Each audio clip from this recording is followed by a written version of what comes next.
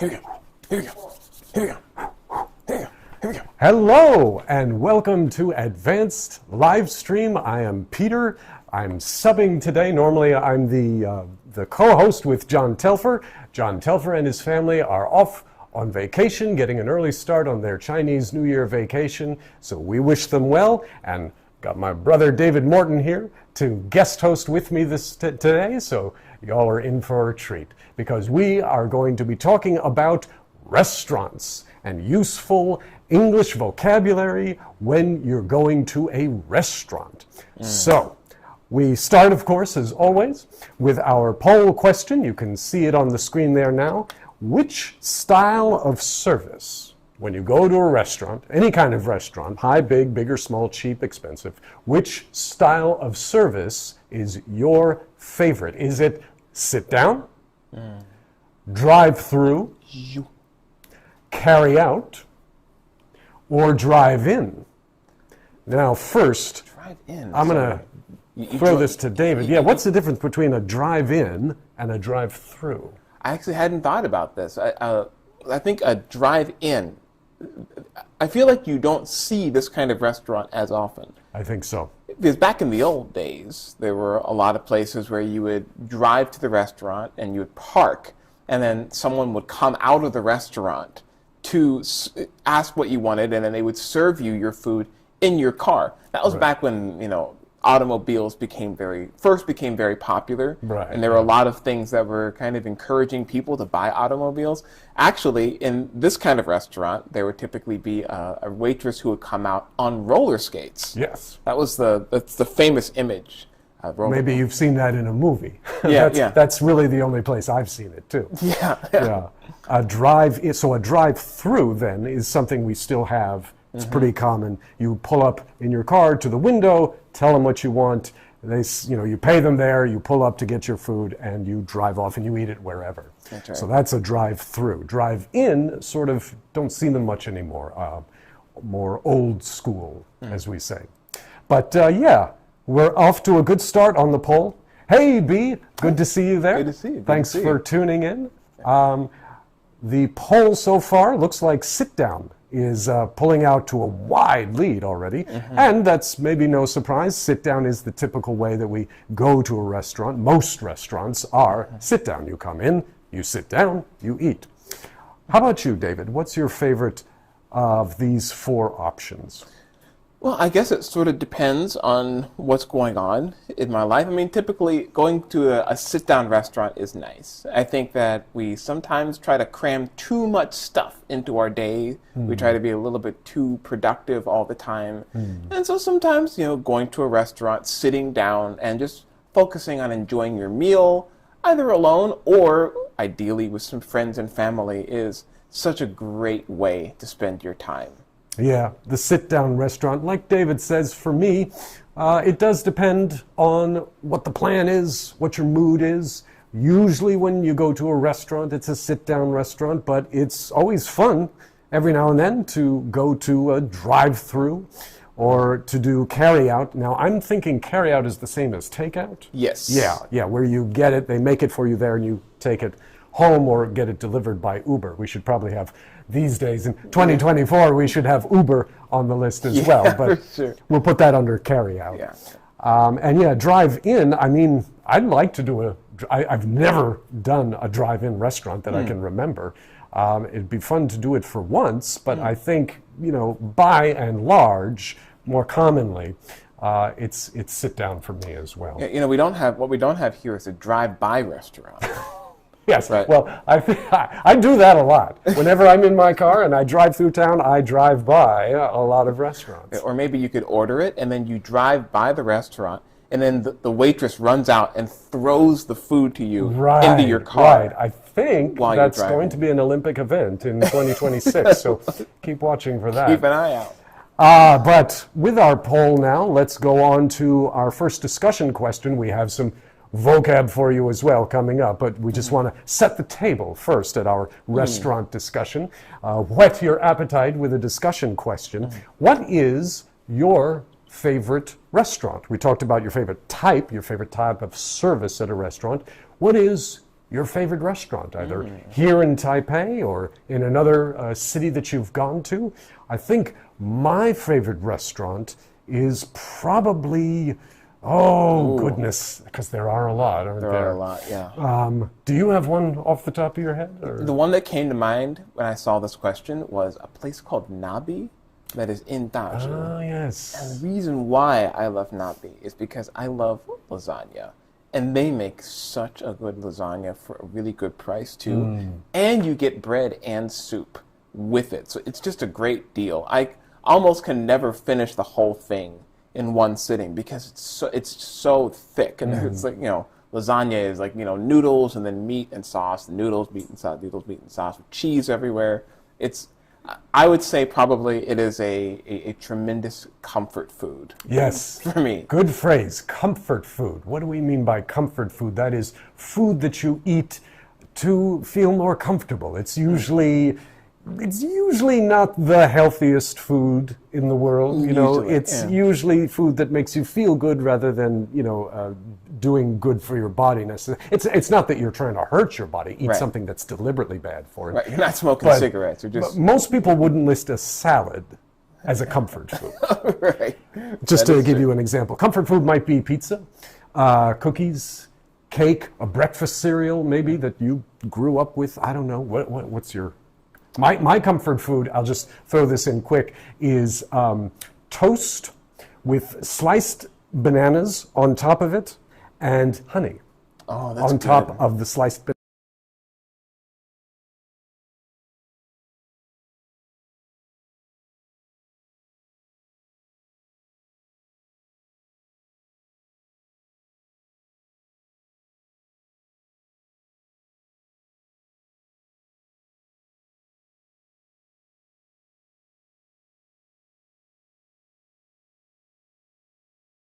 My comfort foods, something that I only make it maybe once or twice a year because it's not very healthy, but baked macaroni and cheese.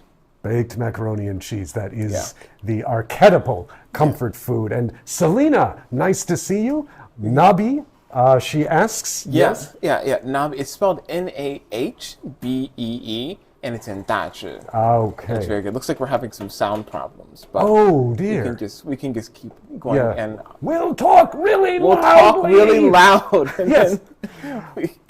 Selena, I think, correct me if I'm wrong, Selena, it looks like for comfort food you like high-calorie food, or maybe you're just saying that comfort food is high-calorie food, which is usually correct. Usually correct, yes. There's a chemical reason for why things with lots of carbs are comfort foods. And I forget what it is, but there is some kind of biological reason for why those kinds of foods, usually foods that have high carbs, are really comforting for us. I did not know that. So comfort food is also chemical food. Yeah. I like the alliteration there. Yeah. But my favorite restaurant, and I'm thinking I'll limit myself to Taipei. Right now, my favorite restaurant is actually also here in the neighborhood. It's called Casa della Pasta. It's good. And they make this great penne pasta with pesto, sun-dried tomatoes, shrimp, or they also have this pasta. It's also, I like penne generally instead of spaghetti. Penne is the one that like little tubes, and they have this one with white cream sauce and salmon. Very good. That's fantastic. Casa della Pasta. Yeah. Interesting that we both have Italian restaurants as our favorites. But you eat a lot of Italian food in America, in the States, where we're from. And I'm glad, actually, to see that they eat a lot of it here in Taipei as well. Which makes sense. Italians eat a lot of noodles. Exactly. And Taiwanese people eat a lot of noodles, too. So it just, There's a natural overlap there. Natural translation. Everybody's happy. But let's... we have another discussion question, but I'd like to jump instead to our vocabulary, just to make sure we give you guys some vocabulary today, because David and I, you get together and throw us an interesting question, we'll just yab. So let's give you guys some vocabulary here, starting with appetizer. Now appetizer. this should appear at the bottom of the screen as appetizer versus meaning as opposed to side of something.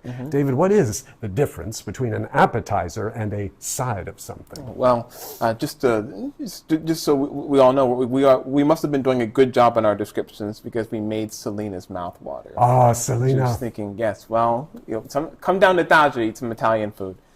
So an appetizer, I typically think of an appetizer as one of those dishes that you order at the beginning of the meal. You go to the restaurant, before you get your main dish, which we'll talk about in a moment, you'll get the appetizer, maybe something to just kind of snack on. Yeah. Side dish, maybe it's because I've been in Taipei for so long, but when I think of a side dish, I think of sort of like something that will complement your food, something that you'll eat alongside your main dish. Right. For example, if beef dumplings are your main dish, then your side dish might be dougan and like a lu dan, right? You'll eat those things with your dumplings, something that goes along with your main dish, as opposed to something that you would eat before you would eat your main dish. Right. An appetizer and a side of something are basically the same size in terms of how much food you get. It's more about when they come in the meal. The appetizer comes at the beginning. The side, like David was saying, comes with the main course. And that leads us to our next vocab word, main course, also known as entrée. But for just a moment here, let's welcome Brian, 17. Good to see you, Brian. Favorite restaurant? The one that sells delicious dumplings near the school when you were in college. It even offers free millet porridge. That's good. Brian, thanks for sharing. Yes. Sounds great. It's a really good deal.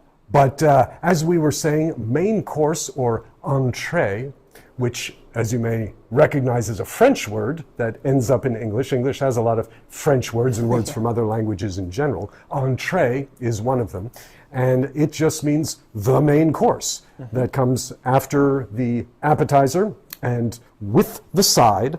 Now, this also leads us very nicely into our next phrase here, a 5-course meal. David Morton, here on Advanced Livestream today, can you name the 5 parts of a 5-course meal? I'm just going to go. So you got the appetizer, then you got salad or soup, the entree, and then something else, then a dessert? So close. So close. So close. He's basically got it. Okay. The 5-course meal begins with what's known as an hors d'oeuvre. That is another French word borrowed into English. An hors d'oeuvre, normally you get those before you've even sat down. Often at a party, there'll be those little things on a tray that waiters are walking around offering you. They're like a little bit of hot dog wrapped in some dough, a pig in a blanket, I think it's called. Something like that. Yeah. An hors d'oeuvre, it's like a snack. It's just a very small thing. That's the first part. The second part then is the appetizer, which could be like a soup or maybe a single spring roll. The third one then is the salad in a 5-course meal. The salad is a course all by itself. The fourth part of the 5-course meal is the entree, the main course, whatever that is. And then the fifth one is, of course, the dessert. That's right. So, yes, Selena was guessing along with us. So the main course got the side dishes, the drink, and the dessert. You got 2 of them, although the drink actually doesn't count as part of the course. You get it, but it's not one of the courses in the traditional etiquette of a 5-course meal. Here on the island, the drink can also be the dessert. So it kind of would be one of the courses. That's true, yes. I had to learn when I came to Taiwan that if I wanted to have my drink with the meal, I had to specify, bring the drink now. Otherwise, my iced tea would arrive as a dessert, which was new to me. Or your bubble tea. Or the bubble tea, exactly. Another vocabulary phrase now for you, pairing well. Pairing well. David, what does that mean?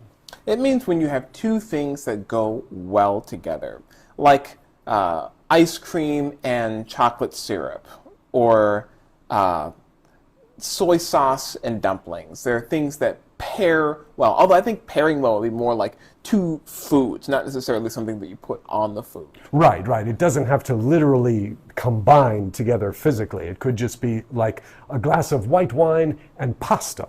Usually pair well together. Red wine tends to pair well with meat. You can have however you like it. But generally, those things pair well together.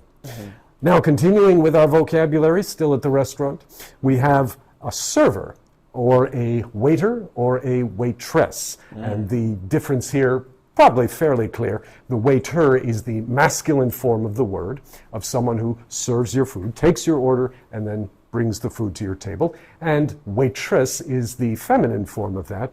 Waitress as a word seems to be falling out of usage a bit more these days, at least in Western culture.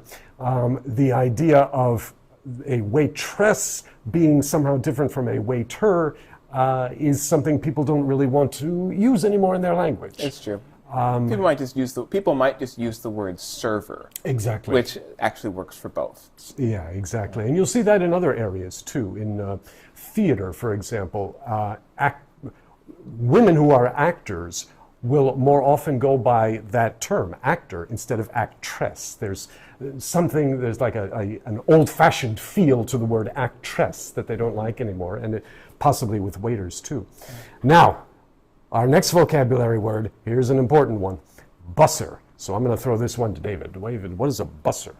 It's a bus driver. The guy who would no. It's someone who takes the bus. Yeah. No. A busser is the person who comes out and cleans the table after the guest has left. So the person, the image I often have in my head with a busser is someone who comes out with a big plastic tub, right? Some kind of container, and then they take the plates off the table, they put them in the plastic tub, then they wipe the table, and they take it back to the kitchen to wash the dishes. Right. Very, very important job. The busser, they bus the tables, not the bus you ride on, the guy who cleans the tables.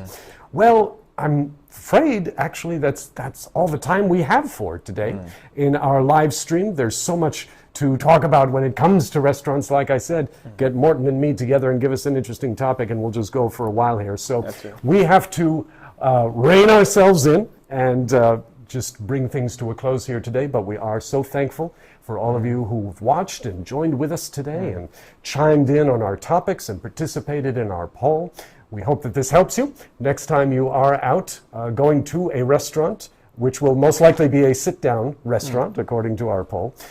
Just a brief reminder, next week is, of course, part of the Chinese New Year holiday, so there will be no live stream next week. I won't be here, Dave won't be here, none of us will be here. But we'll be back. We'll be back the following Monday, the 19th. Me and John, and who knows, maybe Dave might even lurk in the background on the 19th, just for fun. So we hope you'll join us again then. In the meantime, go out now, have some food, and keep practicing that English. That's right. Happy New Year. And one last fun fact. I heard that maybe 20% of English words are borrowed from French. I would believe it. Isn't that crazy? I would believe it. So think about that and enjoy your new year. Happy New Year. 新年快乐. 新年快乐.